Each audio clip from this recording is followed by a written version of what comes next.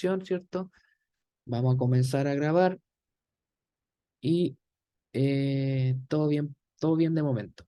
Hasta ahora nosotros hemos visto qué es lo que ocurre en la disolución, ¿cierto? ¿Qué es lo que ocurre en la superficie del electrodo? Es decir, en la parte, vamos a decir, sólida. Eh, Hemos visto la contribución del transporte de carga y el no transporte de carga, es la parte sin transporte. Cuando hablamos, por ejemplo, de las pilas de concentración, en algún momento lo mencionamos, ¿cierto? Em, Vimos toda la termodinámica que hay asociada al proceso, pero no hemos visto qué es lo que pasa en la interfase, qué es lo que ocurre justo en la interfase o en la interfaz que hay entre la región del electrodo y la región de la disolución, ¿ya? Hoy día vamos a partir viendo entonces esto, la región interfacial, ¿de acuerdo? Entonces,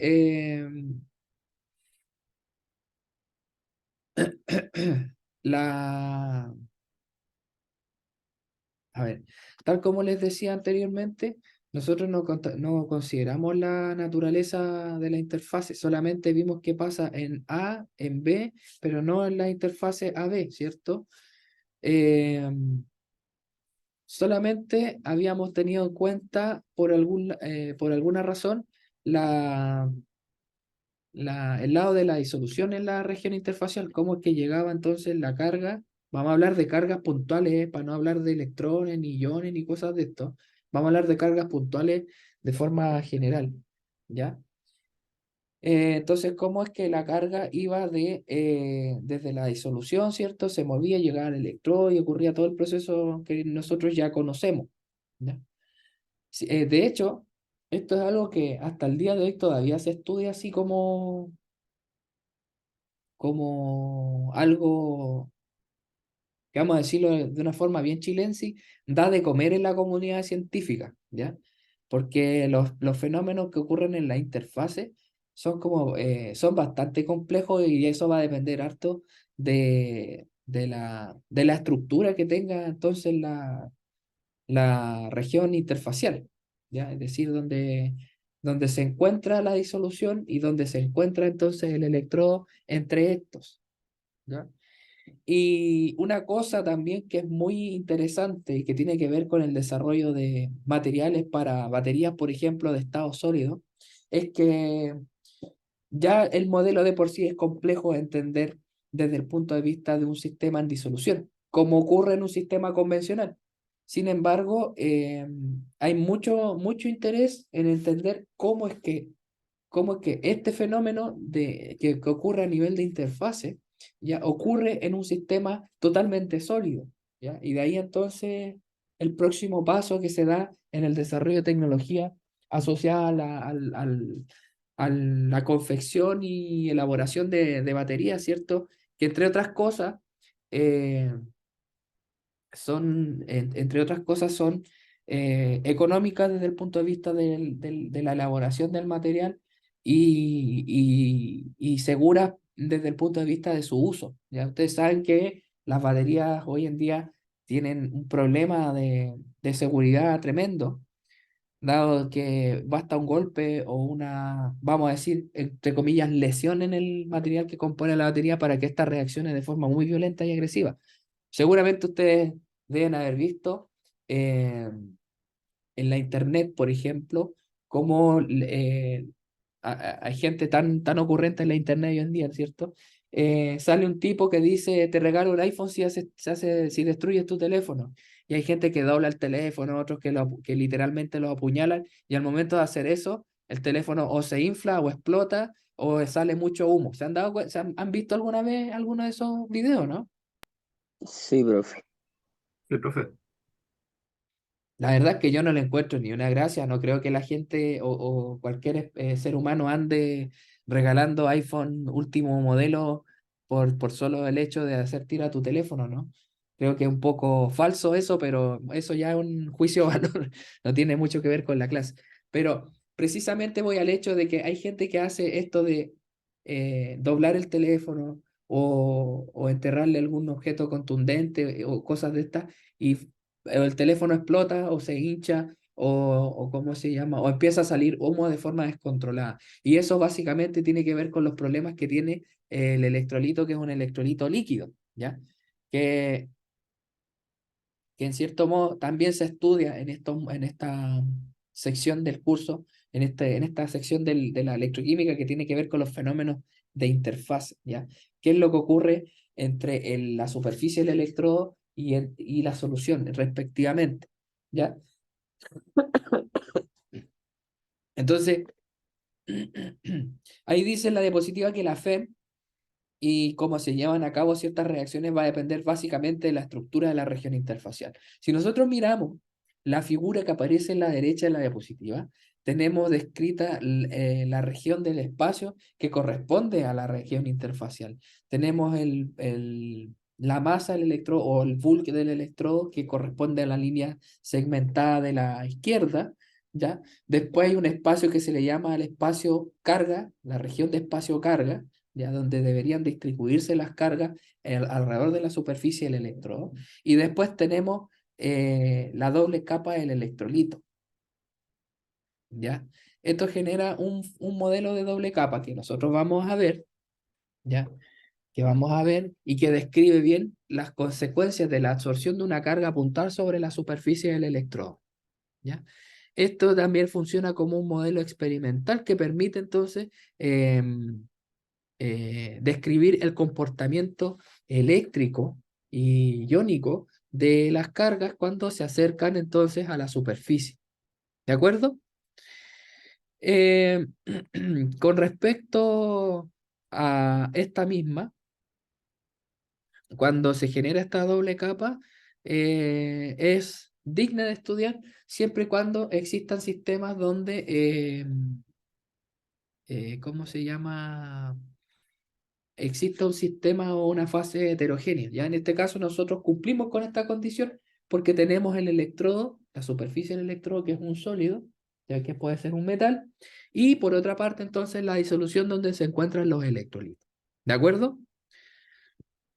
Particularmente para el caso de los metales, esta doble capa es muy delgada. ¿Y ustedes me podrían decir por qué podría ser que en los metales la región interfacial o la doble capa que se forma es delgada?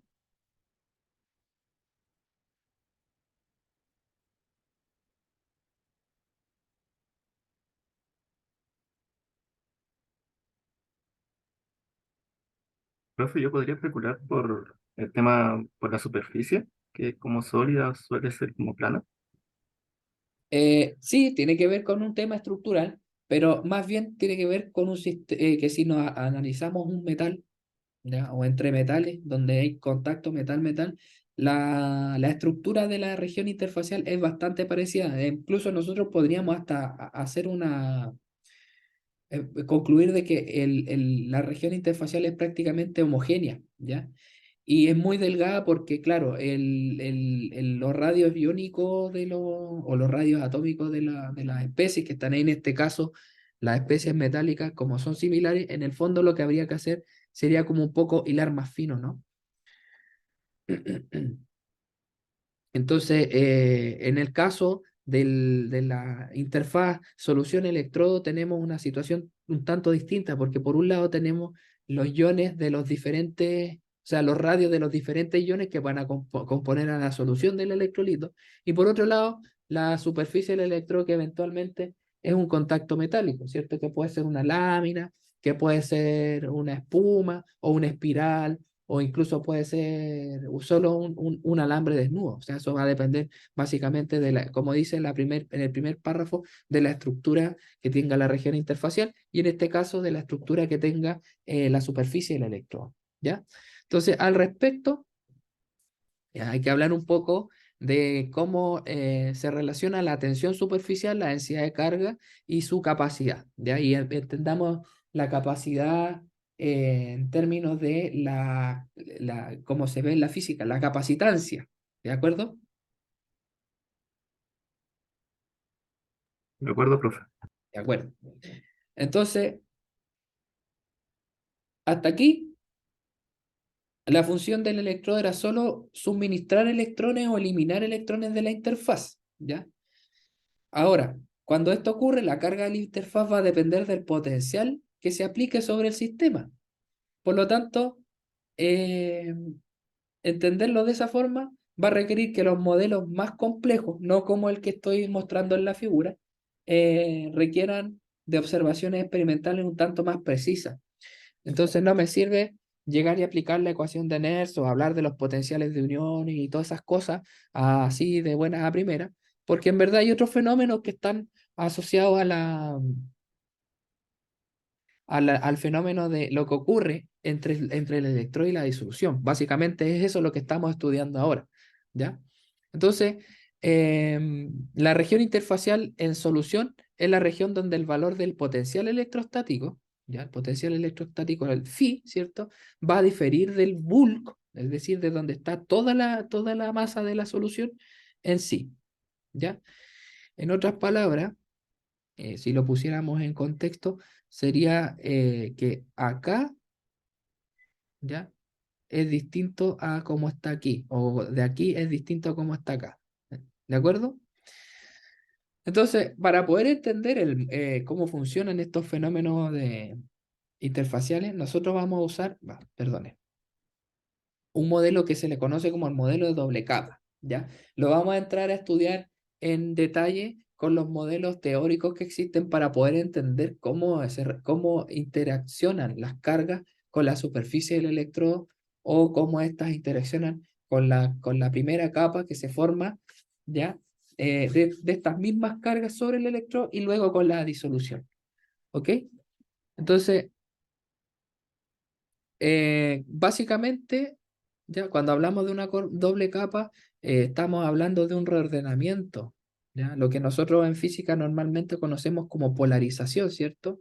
En la superficie del electrodo y obviamente la carga opuesta que hay en función de la cantidad de la disolución que hay presente para neutralizar esa carga que está presente en la superficie del electrodo, ¿ya?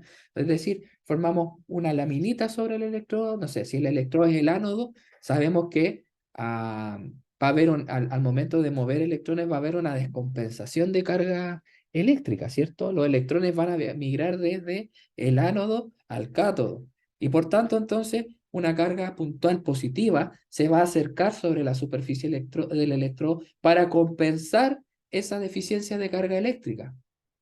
¿Se entiende, no? Sí, profe. Sí, profe, se entiende. Ya.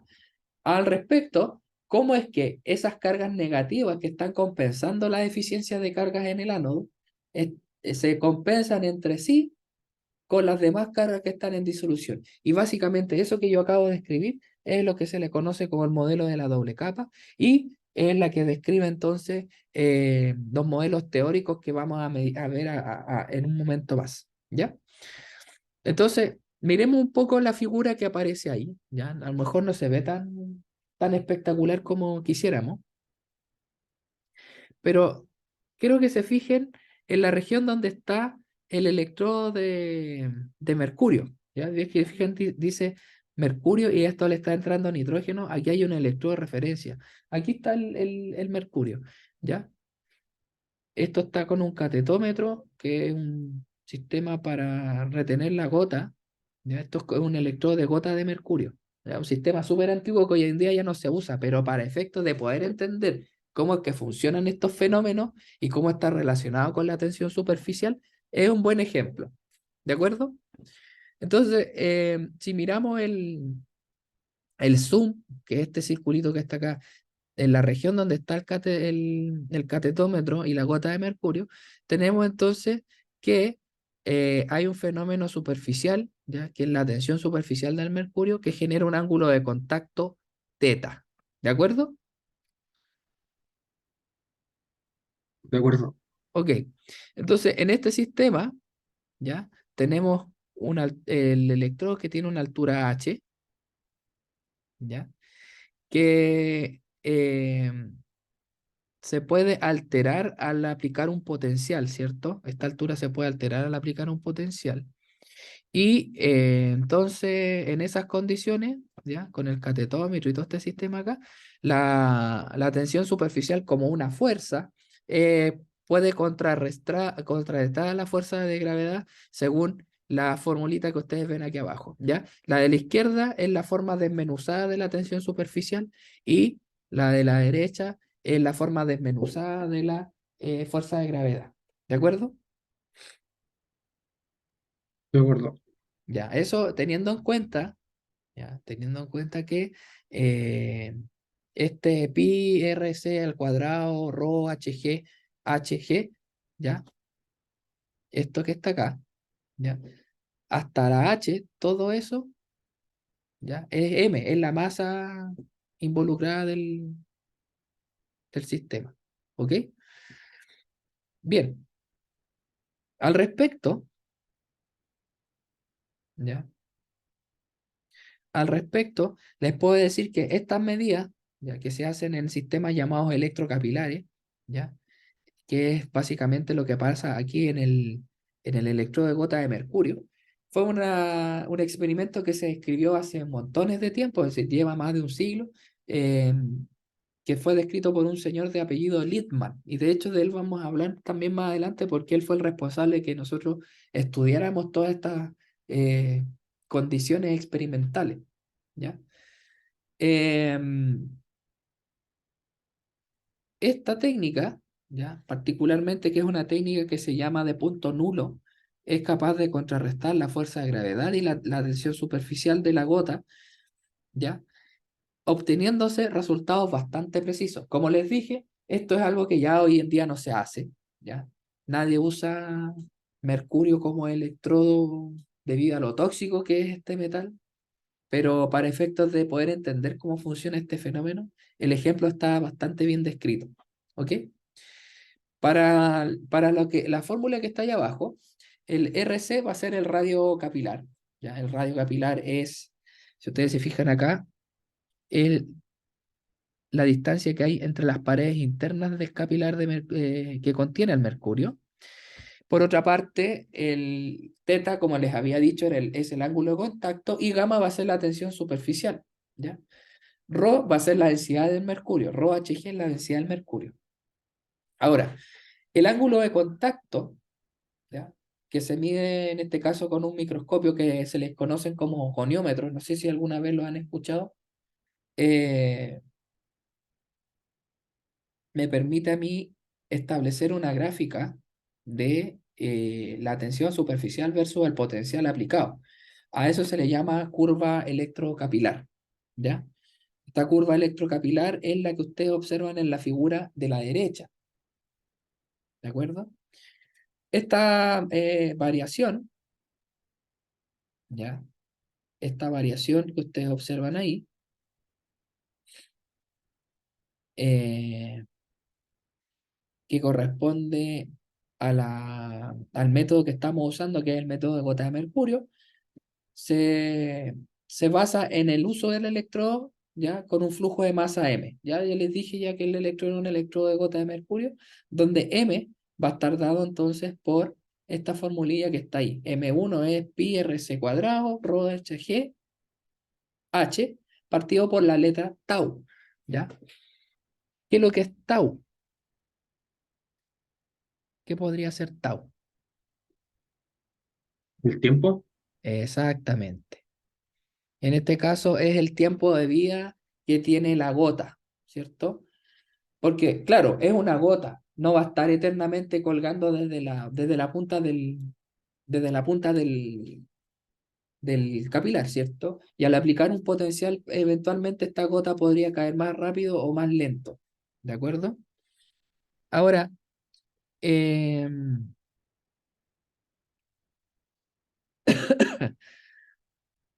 el EZ, que ustedes ven ahí en el gráfico, es el punto donde la carga es cero, ¿ya? Básicamente corresponde a eso, ¿de acuerdo? Ahora, si tomamos la fórmula que aparece al final y reemplazamos entonces por lo que tenemos en la parte del numerador, por lo que tenemos acá, ¿ya? Vamos a, y bueno, obviamente ordenando un poco esto, vamos a tener esta fórmula, ¿ya? Aquí hasta el momento no hemos hecho nada de otro mundo. ¿Se fijan? Solamente fue cambiar G y T para acá, ¿cierto? Una vez que reemplazamos todo esto y cambiamos nuestro sistema, en este caso nuestro sistema de medida. Ahora, si nosotros graficamos, ¿ya? El tau versus el potencial aplicado, la gráfica que resulta es igual a la curva que nosotros vimos en la diapositiva anterior. Ya está. Por eso les dije que hasta aquí no hemos hecho nada interesante, solamente que ahora estamos graficando en función del tiempo de vida que tiene la gota en el capilar. ¿Ya? Si luego entonces nosotros transformamos estos valores de gamma en capacidades o capacitancias, ¿ya? Y realizamos apropiadamente la doble derivada, es decir, la derivada de la relación entre la diferencia de potencial electrostático, ¿ya? Y el valor que hay entre el potencial del metal, ¿ya? El del metal y el de la disolución. Entonces, la primera derivada, que es la ecuación que ustedes ven abajo, corresponde a la carga que hay entre en la interfaz misma. A esta se le conoce como la ecuación de Lidman, ¿ya? Si nosotros ahora entonces, miramos eso que está ahí, ¿cierto? Eh, Están viendo eso, ¿sí?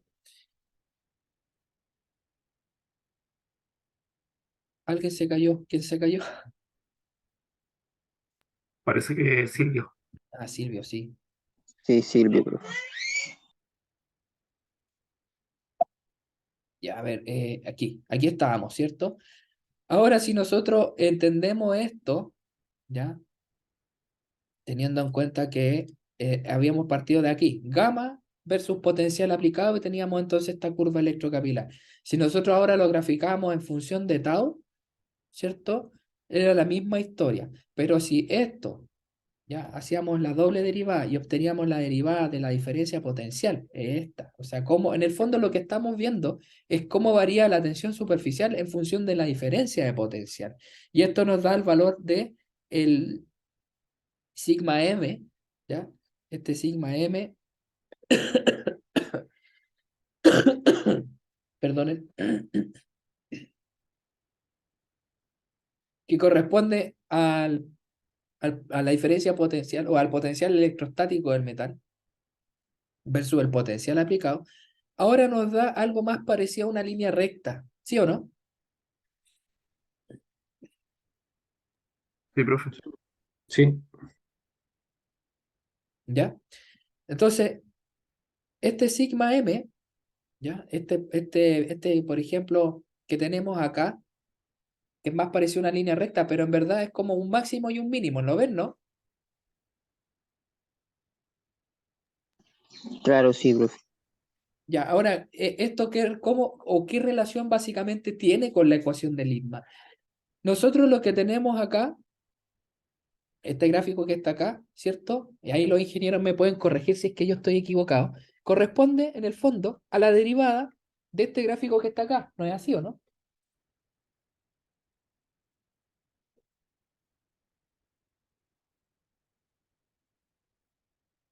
¿Aló? o sea, claro, debería dar algo de eso es cuadrático, entonces debería dar esta vez algo lineal. Claro, aquí estamos obviando el hecho de que existe algo cuadrático, porque lo que estamos haciendo, en vez de trabajar con el radio al cuadrado, es trabajar con la ecuación que está acá. ¿Lo ven, no? Ya, sí. Ya. Entonces, ¿qué es lo que hago yo cuando yo aplico la primera derivada sobre un gráfico? ¿Qué es lo que observo? Un,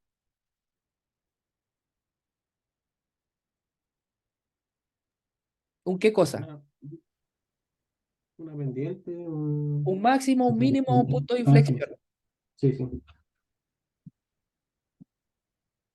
El punto de flexión sería ese Z como solía.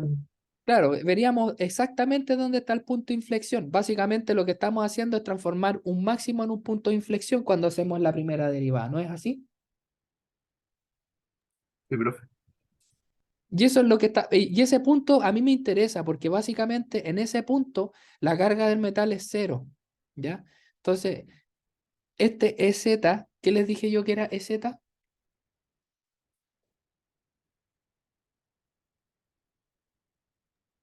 El punto de carga cero. El punto de carga cero. Por decirlo de alguna forma, donde están equilibradas las cargas, porque claramente EZ no es cero, ¿lo ven, no?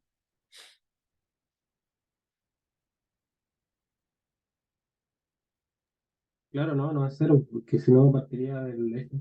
O sea, Exactamente, está como está. partiría en el origen, Ujú. ¿de acuerdo?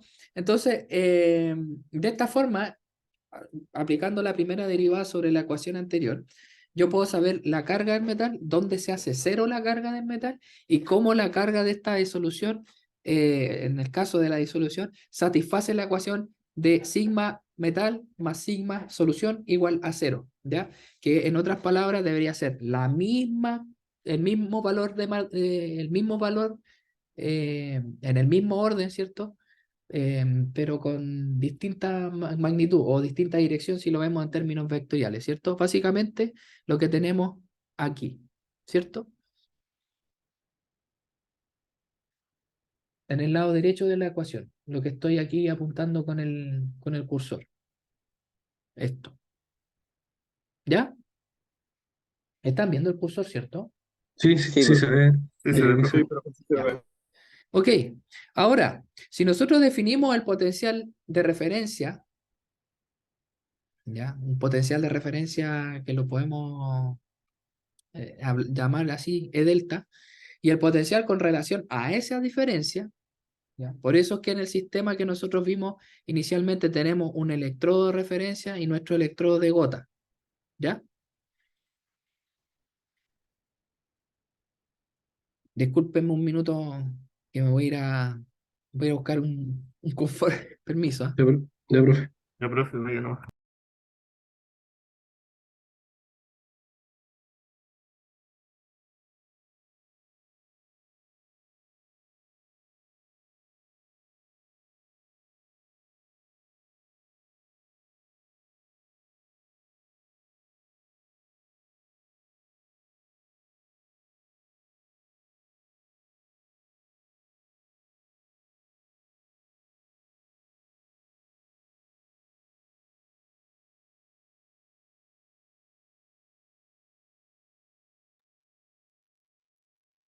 Ya, aquí estoy.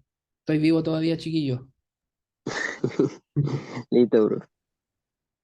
Lo que pasa es que, no sé si les conté, bueno, el fin de semana tuve que viajar y me fue un viaje express a Arica en un salón cama y estos tipos de Turbú, o no, no, ya ni recuerdo si era Turbú o no, no saben nada de recirculación de aire, po. Ellos se suben los pasajeros y te echan a andar el aire acondicionado como si no fuera necesario hacer recircular el aire antes. Entonces, claro, prenden el aire acondicionado con los bichos pegados en el sistema de aire y uno recibe toda la carga eh, bacteriana, viral, no sé qué diablos habían ahí. Y en conclusión, me terminé resfriando, porque uno dice que es la diferencia es por el cambio de temperatura, pero es que los cambios de temperatura no generan resfrío. ¿Sabían eso, no? Sí, profe. Así que yo creo que me comí todos los bichos del aire acondicionado arriba del bus y por eso terminé así. Pero bueno, bien. Como les decía, si ahora definimos entonces lo anterior, ¿ya? Lo anterior, que en este caso es la diferencia potencial, pero ahora respecto a una referencia, por eso se llama E delta, ¿ya? Podemos decir que la ecuación anterior es la carga en este caso, la carga del metal, ¿ya? Ahora, el hecho, ¿ya? El hecho de que la ecuación que vimos recién sea una derivada de la ecuación electrocapilar, que es la que estaba anterior a la anterior, es decir, donde estaba esta, me voy a devolver un poquito, donde está esta relación que está acá, 2pi RC gamma igual a M1 GT, ¿ya? Recuerden que eh, la habíamos llamado como ecuación electrocapilar o curva electrocapilar, ¿ya? Esta misma historia que tenemos acá, pero aquí está donde reemplazamos esto, ¿de acuerdo? Entonces, teniendo en cuenta eso, ¿ya? El hecho de que la ecuación de Lima corresponda a la derivada, a la primera derivada, entonces en este caso de la ecuación anterior, nos muestra que la carga, ¿ya? Del metal va a ser cero cuando la pendiente de la curva es cero. En otras palabras, en el gráfico que vemos ahí, donde tenemos el punto de inflexión, ¿no?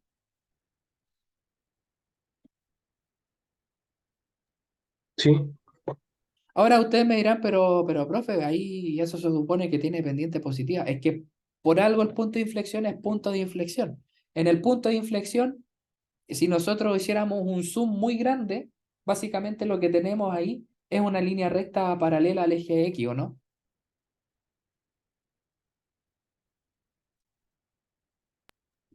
sí, no hay pendiente ahí. Exactamente, ahí no hay pendiente. O sea, matemáticamente no hay pendiente.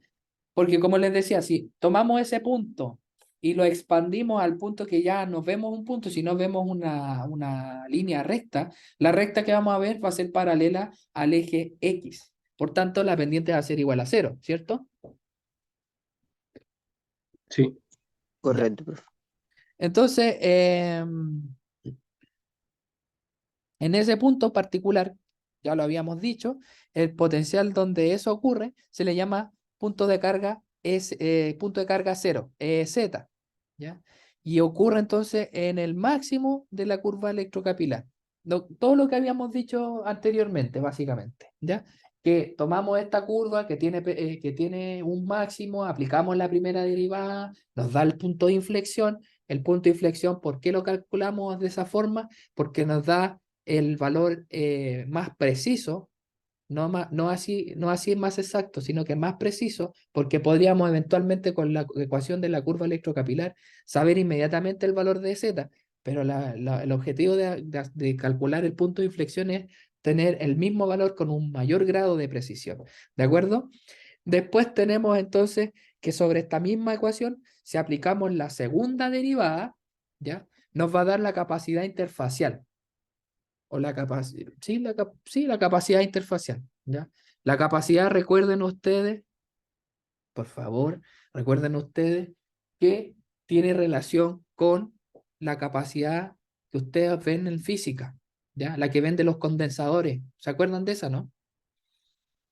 la capacitancia era con el voltaje y la carga, si no mal recuerdo. Exactamente, la capacitancia, ¿ya? Que cuando había una forma, por ejemplo, cuando ustedes calculaban la capacitancia equivalente en serie y en paralelo, aquí vamos a usar básicamente la que se usa para un sistema en paralelo, si no me equivoco. Ahí vamos a mirar enseguida cuál de los dos sistemas es, porque viene a continuación, ¿ya? Entonces, cuando aplicamos la segunda derivada, ¿ya?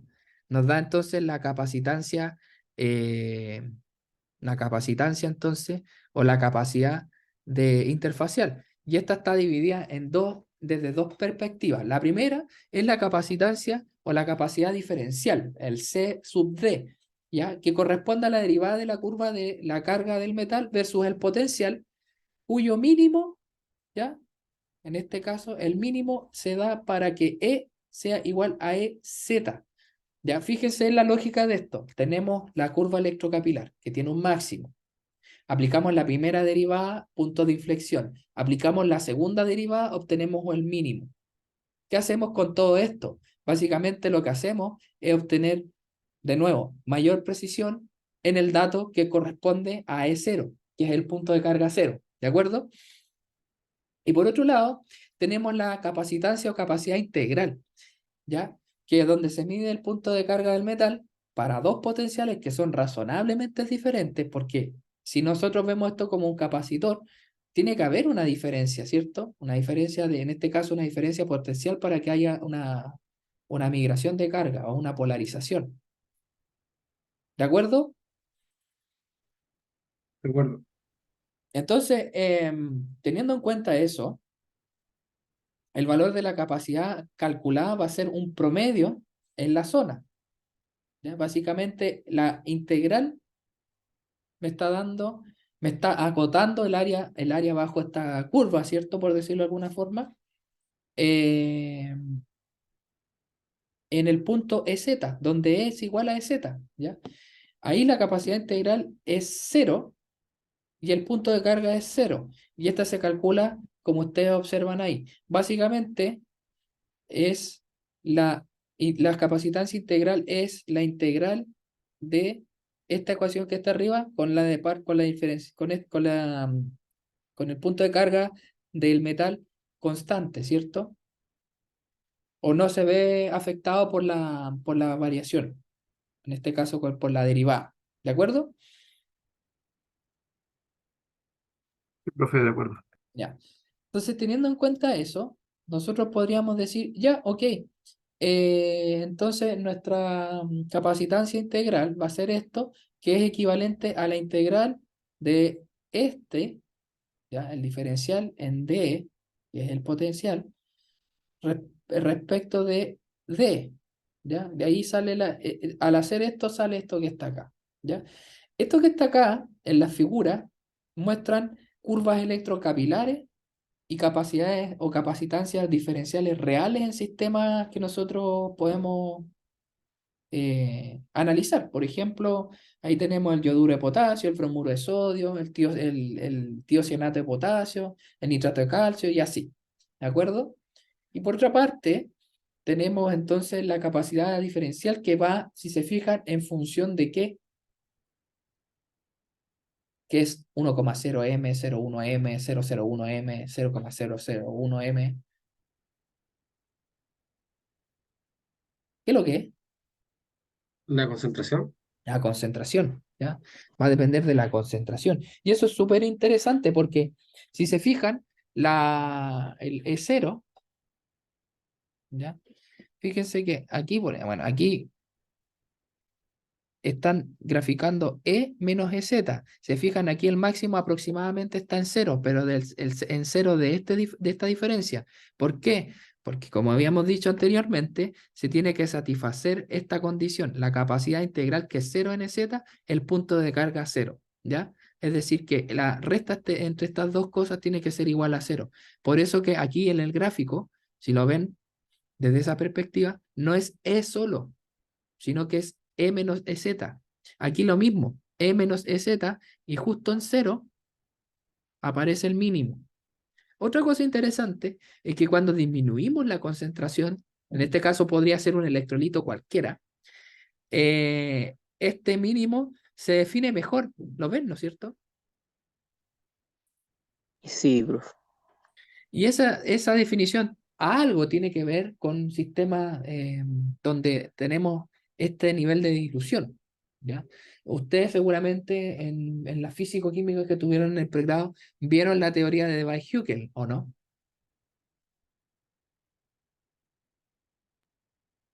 Sí, profe.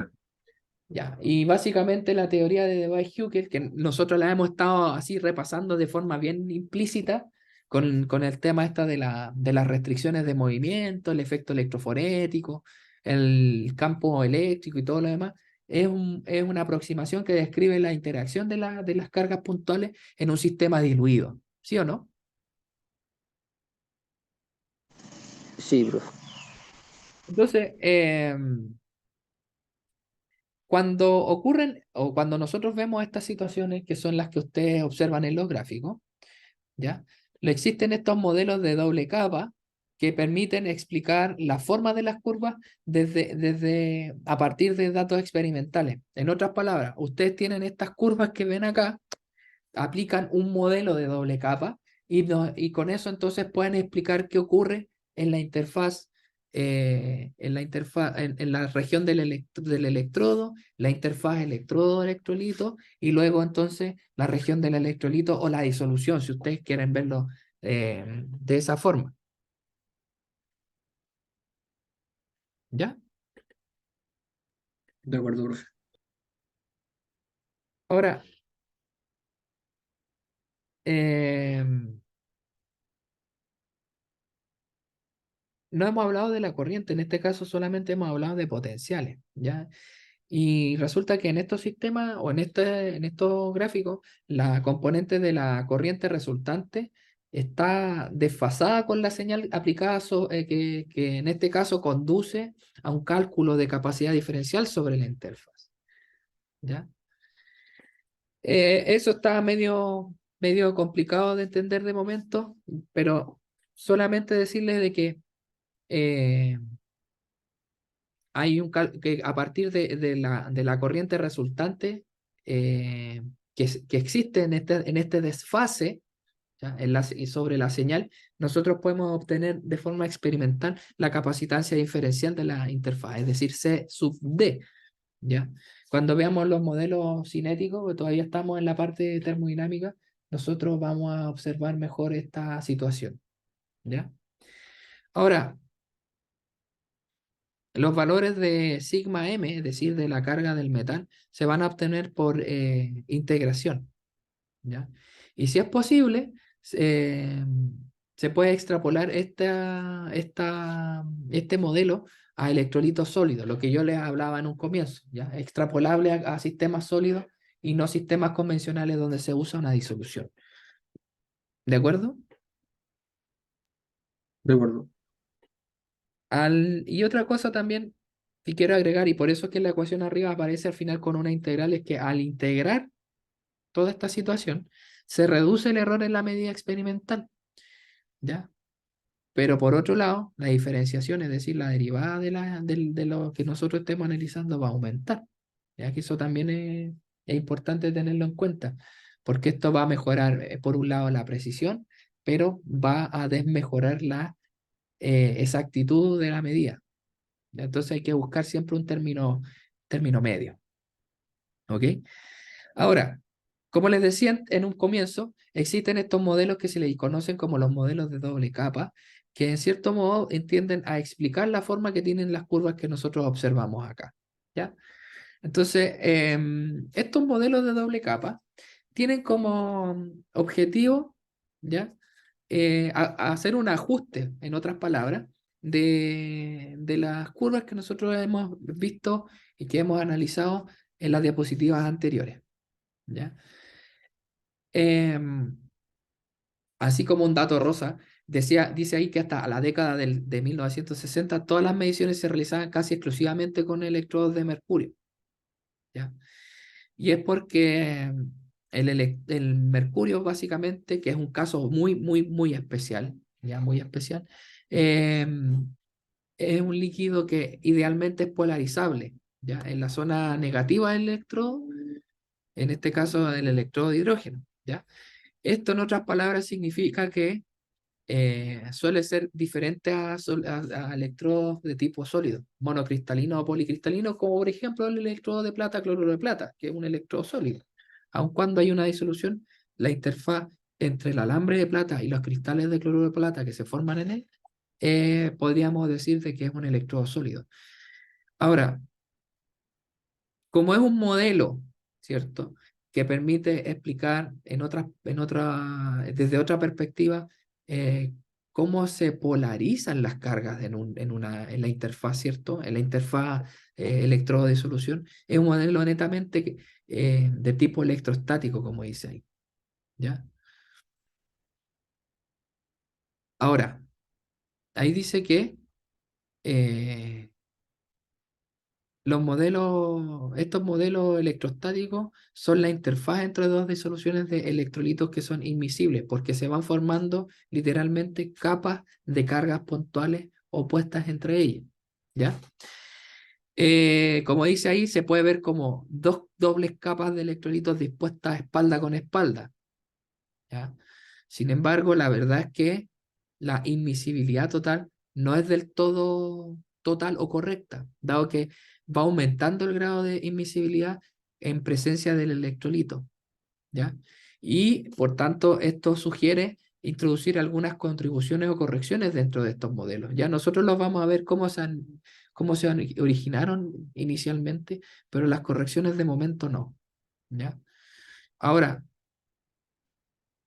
todas estas correcciones fueron posibles luego de hacer las mediciones en electrodos sólidos, cuando se introduce el concepto de energía asociada y la región y la distribución electrónica sobre la superficie del electrodo en la región interfacial, ¿ya?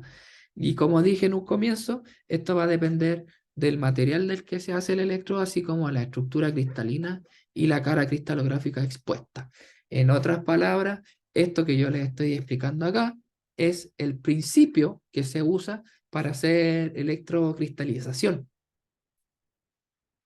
¿Ustedes conocen esa técnica, no? Yo no, profe, creo que es primera vez que la escucho. Bueno, Sí, profe, lo mismo para mí, no lo había escuchado. esta técnica es muy usada en los electroquímicos que usan, por ejemplo, superficies, ¿ya? Con orientaciones cristalográficas preferentes para hacer crecer nanoestructuras sobre la superficie de los electrodos, ¿ya? Cuando hacen, no sé, cualquier nanoestructura, ¿cómo se llama? La superficie está modificada de tal manera para que haya un crecimiento preferencial, ¿ya? Obviamente hay variables como la corriente y la diferencia potencial que se aplican sobre el sistema para hacerlas más o menos cristalino o para hacerlas crecer en una orientación cristalográfica diferente, ¿de acuerdo? De acuerdo. Ok, ahora entonces vamos a ver los modelos. Y el primer modelo es el modelo de Helmholtz, ¿ya? Este fue el primer modelo de doble capa que se estudia, o sea, que se origina, donde Helmholtz considera un ordenamiento de cargas positivas y negativas de manera rígida. En otras palabras, lo que está sugiriendo es una polarización, ¿cierto? Y eh, esta polarización da origen a la doble capa, o en otras palabras, capa compacta, sin más interacciones en la disolución. O sea, aquí el señor Helmholtz básicamente estudia solamente lo que ocurre en la interfase misma, no extrapolando lo que pueda ocurrir en los alrededores de esta interfase, ¿ya? Otra cosa interesante es que este modelo, como dice ahí, se puede comparar un problema clásico de un condensador de placas paralelas, ¿ya? Y eso, ojo, y que quiero que estén ahí atentos a esa información, ¿ya? En este caso, una placa estaría en superficie con el contacto metal-solución, ¿ya?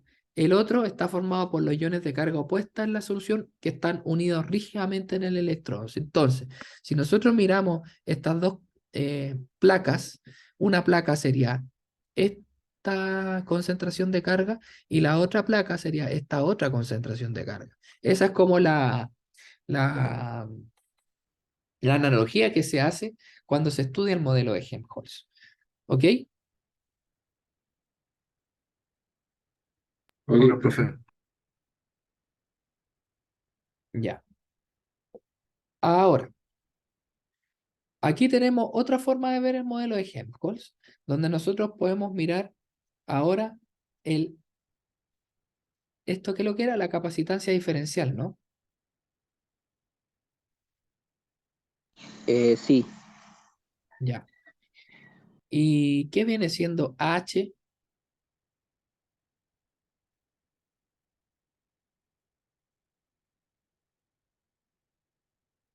Miren el dibujo.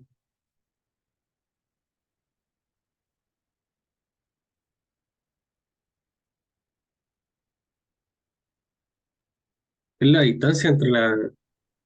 Pero no sé por qué H, subíndice H. ¿Ustedes vieron alguna vez eh, química de superficie o fenómeno de superficie?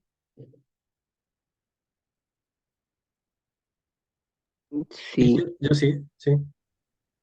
Ya, cuando ustedes se iban moviendo desde una fase a la otra fase, ustedes iban en un sistema Z, o un sistema de coordenadas, se llamaba coordenada de reacción, que a mí me permitía ver cómo pasaba de una fase a otra. Aquí H es lo mismo,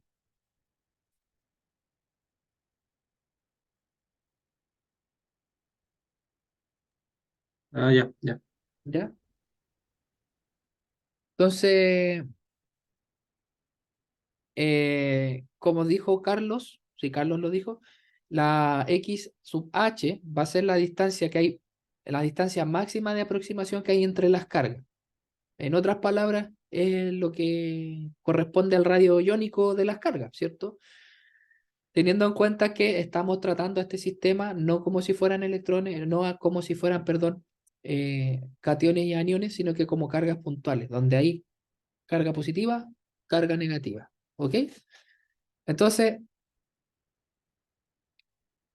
si nosotros miramos la diferencia potencial del metal y la disolución a medida que vamos avanzando desde el electrodo, perdón, desde el electrodo a la disolución, el potencial del metal va decayendo, ¿cierto? ¿Se van fijando? Y el de la solución se mantiene constante.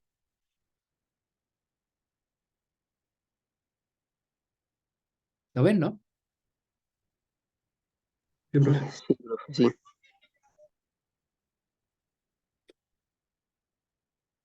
¿Ya? Esto es la variación del potencial electrostático en función de la distancia. Ya así vamos mirando el dibujo así como haciendo un paneo desde la izquierda a la derecha. En el caso del modelo que dice electrodo y disolución, ¿ya? Y en este caso puntual, la variación de la capacitancia diferencial sobre el potencial aplicado, como aparece en el gráfico, en el tercer gráfico, es constante, ¿ya? Ahora, la capacitancia diferencial se calcula, como ustedes observan ahí, donde ER es la permitividad relativa de la carga y la otra es la permitividad en el vacío, ¿ya? Se supone que la permitividad relativa no varía con la de, con la distancia, por lo que hace que entonces la caída de potencial, si lo vemos desde esa perspectiva en el gráfico que está al medio, ¿ya? Sea estrictamente lineal, ¿ya?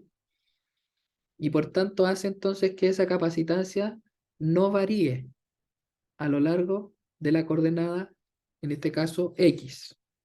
¿De acuerdo? Es un modelo muy, si ustedes quieren verlo, es bastante lineal el modelo, pero se restringe solo a lo que ocurre en la interfaz. ¿Ya? Esa es como la limitante que tiene, ¿cómo se llama? Este modelo. De hecho, presenta más de una limitante. La primera es que ignora todas las interacciones que ocurran más allá de la primera capa del electrodo o de la interfase de electrodo-disolución, ¿ya?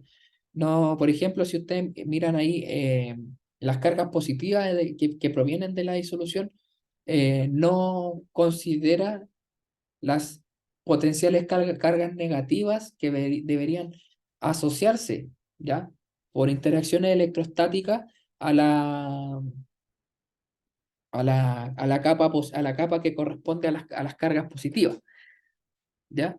Y por otro lado, la otra limitante es que no tiene en cuenta o no considera la dependencia de la concentración de los electrolitos. O sea, no es un modelo muy fiable para decir esto es en disolución, en una disolución muy diluida o muy concentrada.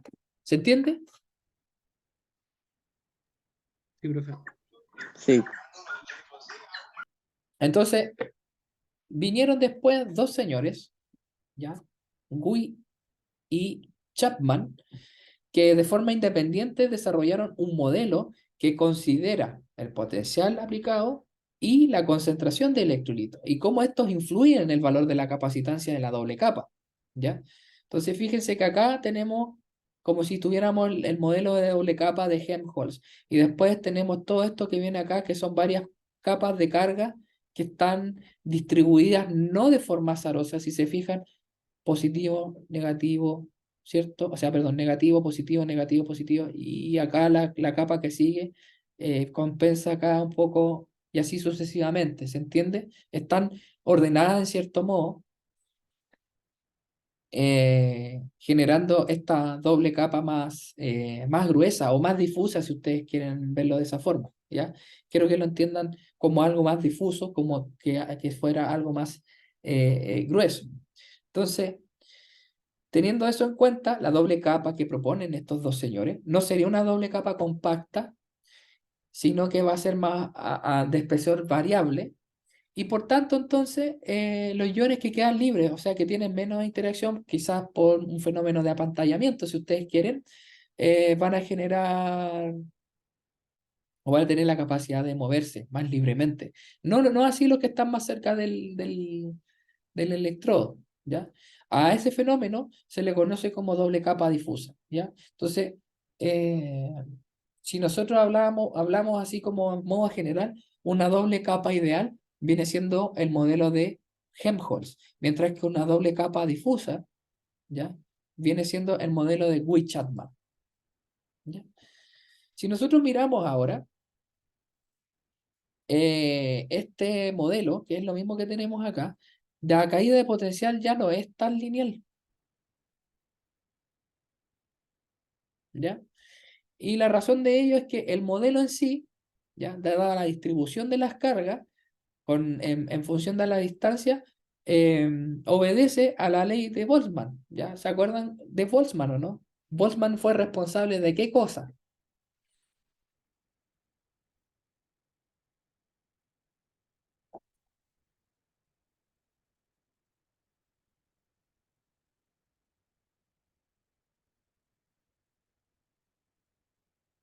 ¿Se acuerdan de Boltzmann?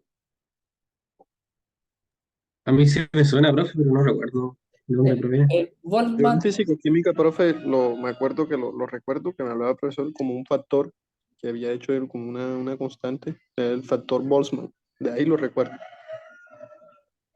ya, sí. Bueno, Boltzmann fue el que creó esta K sub B que ven abajo en el denominador del cociente de esa ecuación, que también fue responsable de darle un sentido más estadístico a la función de entropía, ¿ya? Ustedes conocen la definición estadística de la entropía, ¿cierto?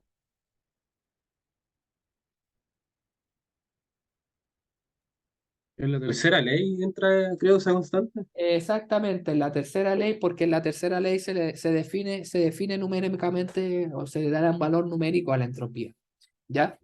Básicamente, no voy a entrar, no voy a escribir la ecuación, solamente la voy a decir. Boltzmann dice que la entropía es igual a omega, que son los microestados, por el logaritmo natural de la constante de Boltzmann, si no me equivoco. Vamos a buscarlo, vamos a mirarlo al tiro, porque estoy casi seguro que lo dije al revés.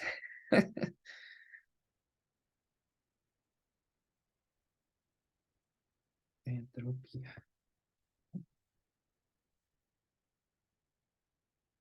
Claro, efectivamente lo había dicho al revés.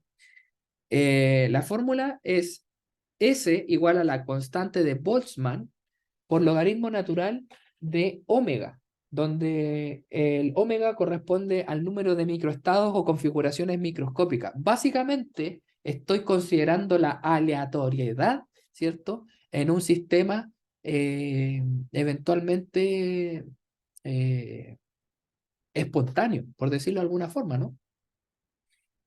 Eso es lo que hace Boltzmann, básicamente. Entonces, claro, al aplicar la ley de Boltzmann sobre el sistema, teniendo en cuenta toda la distribución de la carga, este,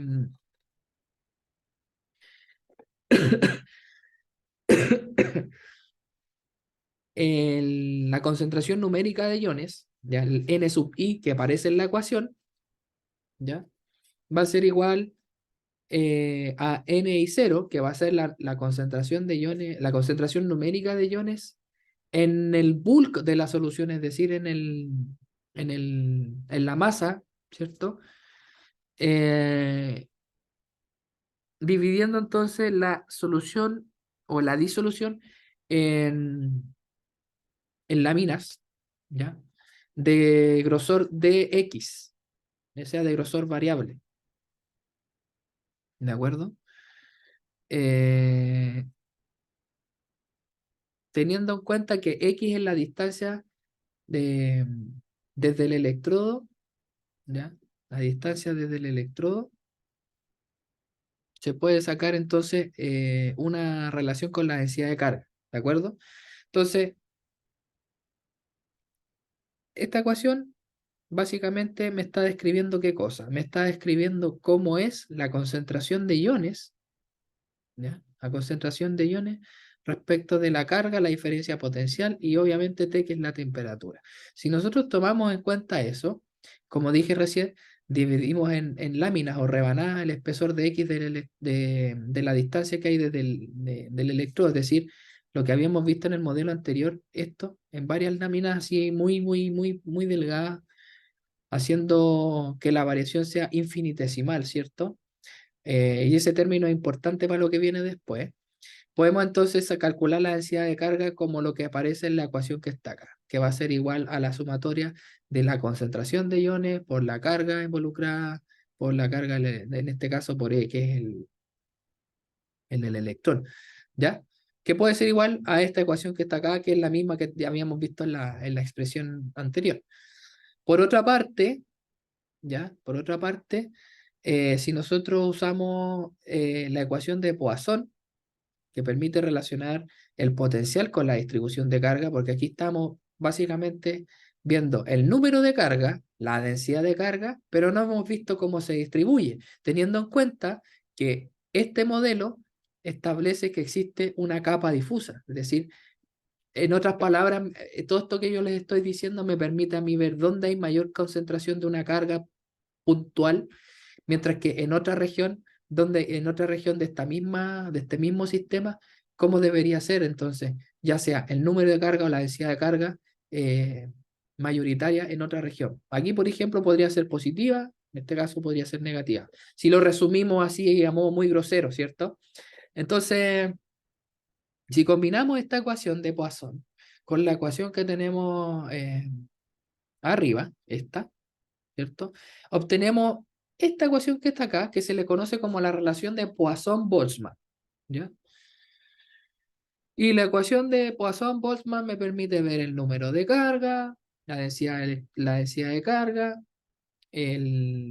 ¿cómo se llama? La diferencia potencial, ¿ya? Y si se fijan en la segunda, en la derivada de la derivada ¿de acuerdo? De acuerdo, profe. Ya. Ahora, esta relación de Poisson-Boltzmann, ¿qué tiene de interesante? ¿Se acuerdan que yo les mencioné la teoría de Debye-Hückel? ¿Sí? Sí, Ya. Básicamente, la expresión ¿ya? Exactamente da el mismo tratamiento a las interacciones de iones que la teoría de Debye-Hückel le da a una solución electrolítica diluida. ¿Cuál es la diferencia? La diferencia es que la distancia X hace referencia a un ion central, en el caso de Debye-Hückel, y no a un electrodo, como en este caso, ¿ya? Otra cosa también es que en el caso de Weishügel, el ion central es pequeño y por tanto el potencial de referencia también lo va a hacer. Ahora, otra cosa, si nosotros hacemos la aproximación que ustedes ven ahí, ¿ya? Que es básicamente la que está aquí en el paréntesis de la derecha de la ecuación, y hacemos o decimos que es muy inferior a 1, eh, podríamos usar solamente el primer término de la expansión exponencial, ¿ya? Esto para un electrodo, ¿cierto? Es más grande, ¿ya? Teniendo en cuenta que en un electrodo se puede pensar como un ion gigante. De hecho, si ustedes no se dieron cuenta, fíjense en el dibujo acá, cómo está pensado el electrodo en el modelo de Guy-Chapman. ¿Lo ven, no?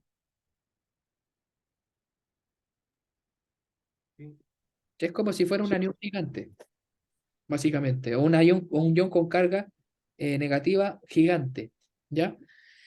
En ese caso, ya la aproximación lineal no es válida.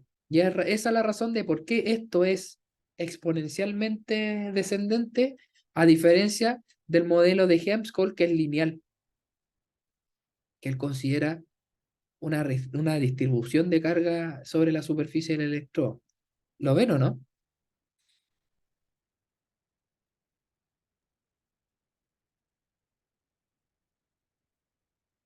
¿Lo ven o no? Sí, él pone carga en toda la superficie. Claro, dice que en el fondo él dice que para cada carga positiva que se aloja en la superficie del electrodo tiene que haber su contraparte negativa.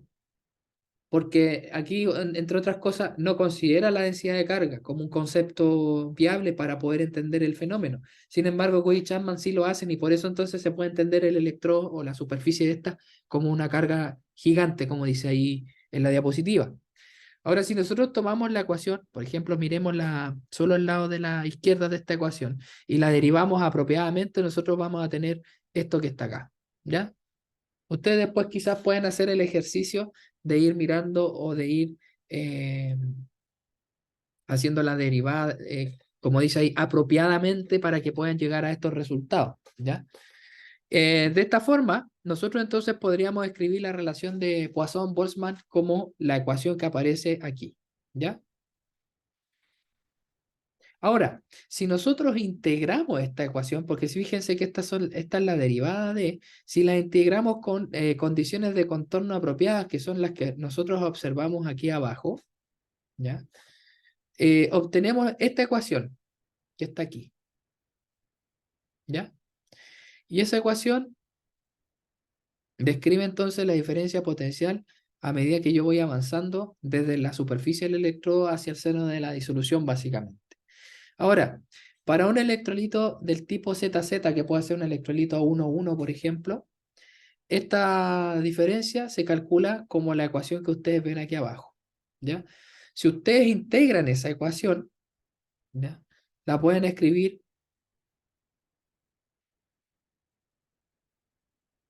como aparece en la ecuación final de la diapositiva. ¿De acuerdo? De acuerdo. Ya. Voy a terminar de ver este modelo y quedamos por hoy para no... Ustedes tienen una clase ahora después de esta, ¿no? A las 4. A las 4, ya. Ya, pero voy a terminar hoy día con este modelo de Witt-Chapman para no quitarles más tiempo. Bien, cuando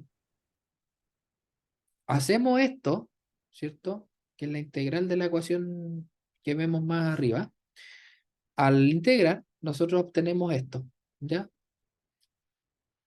Ya esto es un poco más complejo porque fíjense que aquí estamos integrando el seno de h, que no sé qué y no sé cuánto, y aquí hay que aplicar un poco de propiedades trigonométricas también para saber que uno partido por el seno es la tangente, ¿cierto? Entonces el resultado de esta ecuación, yo no les estoy pidiendo que se aprendan de memoria las ecuaciones, ¿cierto? Pero les estoy mostrando que podemos entonces trabajar con funciones que me permiten observar, ¿cierto? O modelar de forma más precisa lo que ocurre en la superficie del electrodo frente a la interacción con las cargas puntuales que vienen de la disolución. Si ordenamos un poco esta ecuación, ya que está acá, la podemos escribir como la que ustedes observan acá, ¿ya? ¿Qué es lo rescatable de esta ecuación? Esta x de L, ¿ya? DL en inglés significa diffuse layer o capa difusa, ¿ya? Y básicamente eso es x de L, la distancia característica del espesor de la capa difusa que está entonces definida como esto que está acá, ¿ya? Es la permitida relativa, el vacío, constante de Boltzmann, temperatura, dividido por 2 veces el número de total de iones, o sea, el número de cargas por las cargas por el d al cuadrado. ¿Ya? Y todo esto le va a un medio, o la raíz cuadrada de esto mismo. ¿Ya? Ahora, todo esto, cuando hablamos de espesor, capas difusas, densidad electrónica, eh, y radios y todo lo demás. E incluso se puede aplicar en sistemas diluidos. De hecho, voy a mostrar inmediatamente lo que viene en la diapositiva siguiente. Nosotros, si consideramos el modelo de Weich-Chapman como un modelo mejor que el de Helmholtz, nosotros entonces acá ya estamos dando todas las condiciones para que el sistema se comporte como un sistema diluido. En otras palabras, lo que yo les había dicho anteriormente, podemos sin ningún problema usar esta ecuación y hacer un tratamiento como la distribución o las interacciones de iones que establece la teoría de Debye-Hückel, ¿ya?